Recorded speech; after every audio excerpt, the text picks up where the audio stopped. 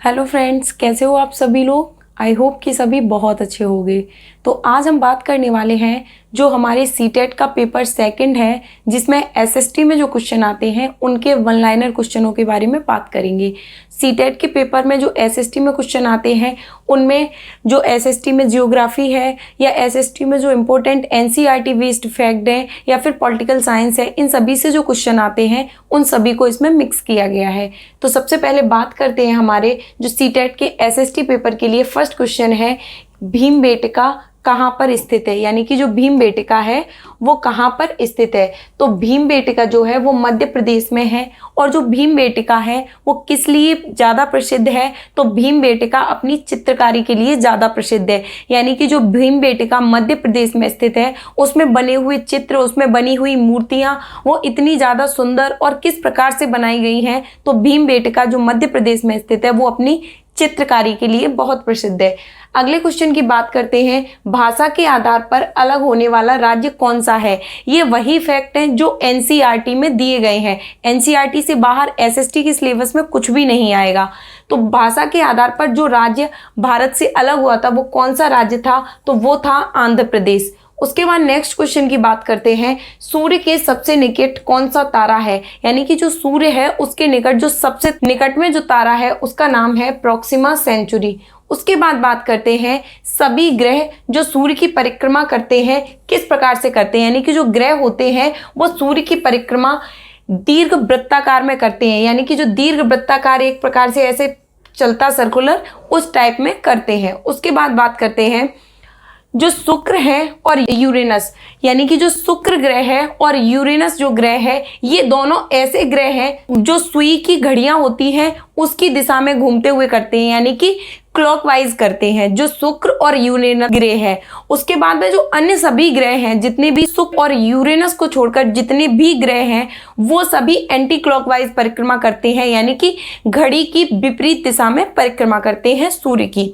उसके बाद next question की बात करते हैं, शुक्र सबसे ज्यादा गर्म ग्रह है। यानी कि अगर पूछा जाता है सबसे ज्यादा गर्म ग्रह कौन सा है, तो शुक्र ग्रह सबसे ज्यादा गर्म ग्रह है और शुक्र ग्रह सबसे ज्यादा चमकीला ग्रह है। और इस ग्रह को पृथ्वी की बहन कहा जाता है तथा इसी ग्रह को सुंदरता की देवी कहा जाता है। यानी जो शुक्र ग्रह है वो सबसे गर्म है, सबसे चमकीला है, भोर का तारा भी कहा जाता है, सांझ का तारा भी कहा जाता है, सबसे ज्यादा चमकीला तारा भी कहा जाता है और सुंदरता की देवी कहा जाता है। पृथ्वी की जुड़वा बहन भी इसी ग्रह को कहा जाता है। उसके बाद नेक्स्ट क्वेश्चन की बात करते हैं, जो पृथ्वी है वो ध्रुवों पर थोड़ी सी चपटी है। यानी कि कई बार लोगों को लगता है कि जो पृथ्वी है वो गोल है, लेकिन पृथ्वी का जो आकार है वो गोल नहीं है, पृथ्वी ध्रुवों पर थोड़ी सी चपटी है।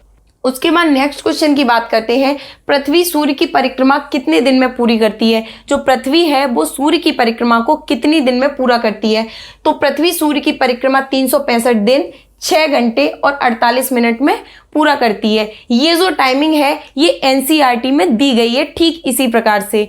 उसके बाद अगले क्वेश्चन की बात करते हैं, जो उपसौर है वो किसे कहा जाता है। यानी कि उपसौर किसे कहा जाता है, जब पृथ्वी सूर्य के सबसे नजदीक होती है। यानी कि जो पृथ्वी है जब सूर्य के सबसे नजदीक होती है तो उपसौर की घटना होती है। और ये जो घटना है वो कब होती है, तो ये घटना होती है 3 जनवरी को। यानी कि पृथ्वी सूर्य के सबसे निकट होती है तब उपसौर की घटना होती है और ये घटना 3 जनवरी को होती है। उसके बाद बात करते हैं, अपसौर की घटना कब होती है। यानी कि जो अपसौर है वो किसे कहते हैं, तो जब पृथ्वी सूर्य के सबसे दूर होती है। यानी कि जब सबसे पास होती है तो उपसौर होती है जो कि 3 जनवरी को होता है, और अपसौर जब पृथ्वी सूर्य से सबसे ज्यादा दूर होती है तब अपसौर की घटना होती है। और ये कब होती है, तो ये होती है 4 जुलाई को। यानी कि जो अपसौर की घटना है वो होती है 4 जुलाई को।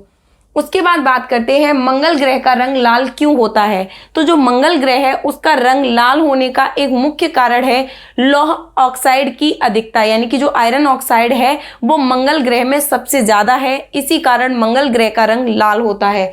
अगली बात करते हैं, शनि दूसरा सबसे बड़ा ग्रह है। यानी कि जो शनि है वो दूसरा सबसे बड़ा ग्रह है तथा सबसे जल्दी अपने अक्ष का चक्कर पूरा कर लेता है। जो शनि ग्रह है वो सबसे जल्दी अपने अक्ष का चक्कर पूरा कर लेता है।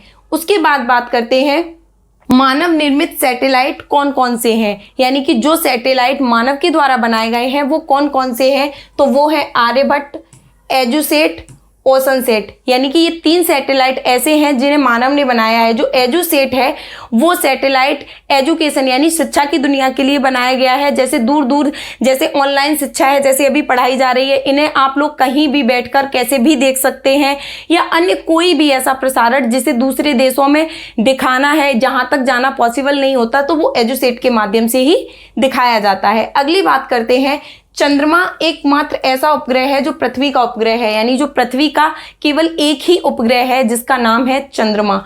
उसके बाद बात करते हैं, जो नील आर्मस्ट्रॉन्ग है वो सबसे पहले व्यक्ति हैं जो चंद्रमा पर गए थे। यानी कि जो नील आर्मस्ट्रॉन्ग, अगर ये पूछा जाता है कि चंद्रमा पर सबसे पहले व्यक्ति कौन गए थे, तो वो थे नील आर्मस्ट्रॉन्ग। उसके बाद बात करते हैं, मौलिक अधिकारों की संख्या कितनी है, यानी कि जो हमारे फंडामेंटल राइट्स हैं उनकी संख्या कितनी है, तो उनकी संख्या है 6, यानी कि जो हमारे फंडामेंटल राइट्स हैं वो 6 हैं। उसके बाद नेक्स्ट क्वेश्चन की बात करते हैं, संविधान सभा का स्थायी अध्यक्ष किसे बनाया गया, यानी कि जो संविधान सभा है उसका जो स्थायी अध्यक्ष बनाया गया वो किसको बनाया गया, तो वो बनाया गया डॉक्टर राजेंद्र प्रसाद को।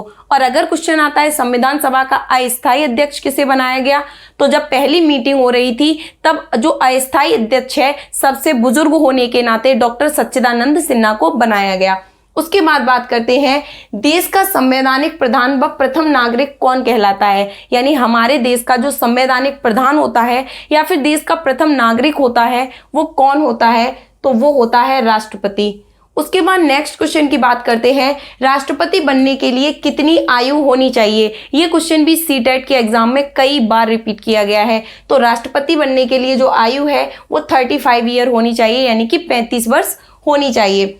उसके बाद बात करते हैं, राष्ट्रपति के निर्वाचन से संबंधित विवादों का निपटारा कहाँ किया जाता है। अगर किसी राष्ट्रपति के द्वारा कोई विवाद कर दिया जाता है या राष्ट्रपति के द्वारा कोई भी गलती हो जाती है, उसकी प्रक्रिया में किसी भी प्रकार का कोई भी विघ्न होता है, तो उससे संबंधित जो विवाद होते हैं उनका निपटारा कहाँ किया जाता है, तो वो किया जाता है उच्चतम न्यायालय में। यानी कि जो राष्ट्रपति से संबंधित जितने भी विवाद होते हैं जो उनका निपटारा किया जाता है वो किया जाता है उच्चतम न्यायालय में। उसके बाद नेक्स्ट क्वेश्चन की बात करते हैं, राष्ट्रपति अपने पद ग्रहण की तिथि से 5 वर्षों की अवधि तक पद धारण करेगा तथा अपने पद की समाप्ति के बाद ही वह पद पर तब तक बना रहेगा जब तक कि उसके पद को दूसरा कोई व्यक्ति धारण नहीं कर लेता। यानी कि राष्ट्रपति के पद पर रहने के दौरान अगर राष्ट्रपति, जैसे मान लो राष्ट्रपति नहीं भी रहता है, तो वो अपने पद पर तब तक रहेगा जब तक वह उस पर दूसरा राष्ट्रपति नहीं बैठ जाता या उसके पद की पूर्ति नहीं हो जाती है।